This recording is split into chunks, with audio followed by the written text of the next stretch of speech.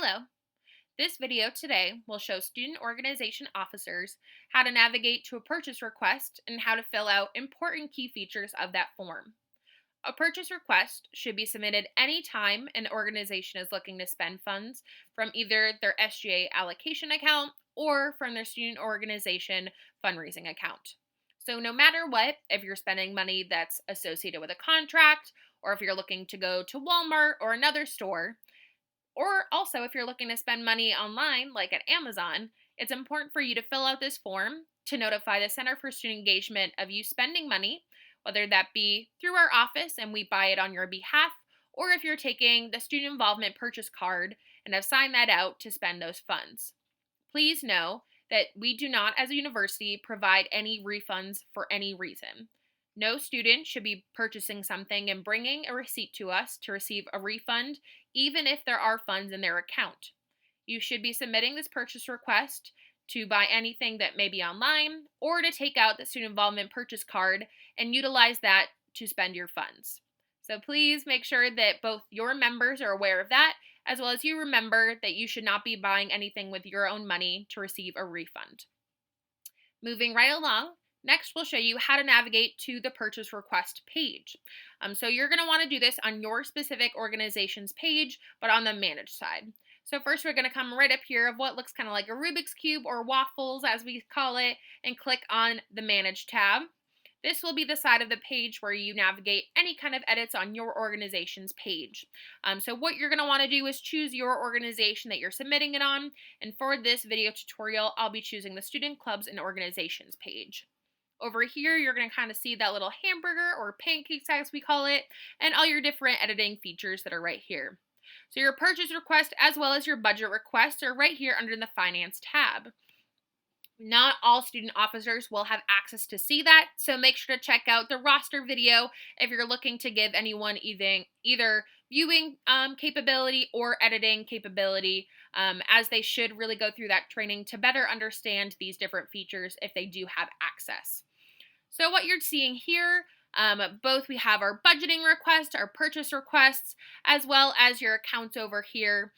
So right now it is highlighted on the purchase, so you can see all of the different things that have previously been submitted. All of these are from last year's training, but it will list everything from the past. You can also go over here and change different statuses to see what has been unapproved, approved, whether there's a specific category of what you've listed, and we'll show you that in the form right now.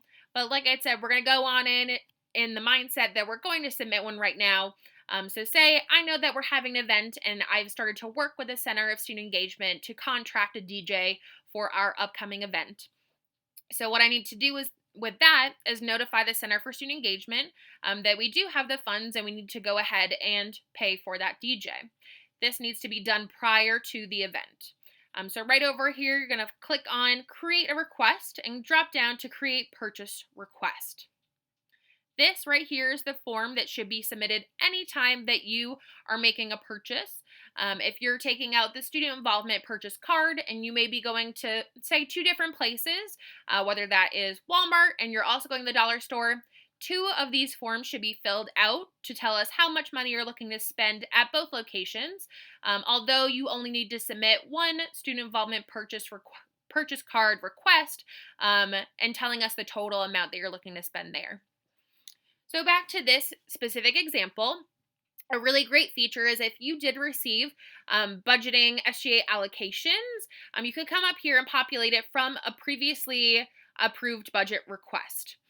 So say that I specifically have done that, or we're going to come down here because we're talking about the ECC takeover that we have been approved for. We already got the space on campus. We've received the SGA allocations were approved. And right now I'm looking to notify the Center for Student Engagement on paying DJ Jorge. So what I'm going to want to do is I did ask for $40 to provide to DJ Jorge. We do have a policy in place per SGA that they will only allocate up to $400 for a DJ. So I myself, knowing that DJ Jorge was going to be $440, asked for $40 to really make sure that I can meet that total. So what I'm doing right now is notifying the Center for Student Engagement or the accountant, Lori Duclos, in the office that I'm looking to spend $40 from our SGA allocation account. So it'll automatically populate. The subject is for DJ Jorge. The description is empty because I do need to add some information up in there. And right here, this will list the exact amount that was pulled over from that budgeting request. So it was requested for $40, approved in that total. And right here, you're going to choose what category this falls under. So if you scroll on down a little bit, you can choose which one it best really fits under. Is this specifically some kind of catering? If you're doing Sodexo catering, do you have external catering? Potentially you're buying decorations at Walmart or maybe on Amazon. We have a lot of different options right in here, so it's important to choose the correct one. We also have this miscellaneous option, so you can choose that as well. So make sure to choose whatever is closest to what you're listing. So what I'm going to choose right now is specifically for a performer fee. So that is for my DJ Jorge performer. I'm going to say that DJ Jorge is performing at our ECC takeover event on October 5th, 2020 from 5:30 p.m. to 8:30 p.m. So that's a little description in here. Again, like I said, this is the $40 that I was allocated, so I have to go right over here and select on the account that this money is being taken from. As this is an SGA allocation that I'm spending, I'm going to click this account right here. If you're going in to put a purchase request in from your specific student organization account, so you did not receive SGA allocations, you're going to want to choose your second account right here. But for the purpose of this, I'm going to select it right here. This way, when the Center for Student Engagement receives this specific request, they will know that you're looking to spend $40 from your SGA allocations account to pay DJ Jorge. So now that we filled out this first section about the request details, we're going to scroll on down to the payee information. This section should be filled out, especially if you're looking for any check to be provided, whether that's a performer, for a venue, any kind of information that you're looking to have a check. It's important to know this needs to be for their legal name. So if you scroll down a little bit more, there's a lot of information here. For whatever reason, the involvement network requires it to be below that first section, so it's a little wonky, but please know this is all here for you to read through if you need that information as well. So right underneath, it does have a bit of information about that pay information section. So if you are looking to make a purchase, shall we say, and paying a performer or cutting a check, like it says right here, it needs to be the legal address and what they specifically go under. So we know that DJ Jorge's name is not his full name. So we're going to be putting in his full name. So Jorge's last name, Gonzalez, and where this check should be sent to their home address and what's on their W-9 should be added. So this is a fake address, but I'll put it in. We'll say he lives at 49 Green Street in Franklin, right? We'll just put in something for fun. Please don't guess, though. When you're actually putting this in, you should have the correct information as to where this needs to be sent. If it is incorrect, or if you put in, DJ Jorge, this will end up taking longer than it should, and the process will be elongated, which is both frustrating for you as well as the DJ not receiving the check. So again, please make sure that's up to date. Down here, it also states that if you're making other purchases, like whether it's Sodexo, the print shop, you're getting movie rights, or you're doing Amazon or a store, you can put that name right here in the first name. You do not need to put any street address or anything like that. So please make sure to say who the pay information is so we're notified, but you do not need to add in the street address information unless you are directly paying an individual, a company, etc. So please make sure to read thoroughly through that section, as it does have a lot of information there. Along with, if you are taking out the student involvement purchase card, you're able to leave that section completely blank, as you will not be paying those individuals directly. When you scroll on down, there's a bit more information that we definitely need to provide. So right here it says purchase details. Please describe the purpose of this purchase or payment, including what you're purchasing, paying for, and why. So please, please, please, like it says, and we even highlight, it's important to list as much information as possible. So like again, I would honestly repeat everything that we said above. So DJ Jorge is performing, performing at the ECC takeover. Did I do ECC? Is that something new? Oh yeah. All right, we're not doing RCC. We're doing the ECC takeover. That'll be fun. On the date that I listed, I don't remember what I had put at the moment, so making sure that it's accurate is really key. So October 5th, 2020, from 5:30 p.m. to 8:30 p.m. We are spending $40 from SGA allocations while paying $400 from our student organization account. There is a contract associated with this purchase. So it's important to note that if there is an additional payment connected to this, so like I'm paying $40 from SGA allocations and $400 from the other account, you do need to submit 2 different purchase requests. That way that we're able to process this, it will accurately take out $40 from your one account and $400 from that second account. They cannot be a part of the same purchase request, so please make sure you're submitting 2 if that is the case. So after I'm complete with submitting this one, I personally should be going in and submitting a second one for that $400 purchase. As we scroll on down, please list any businesses that will be paid as part of this purchase. If this is an student involvement credit card purchase, please list all stores that you plan to make at this purchase.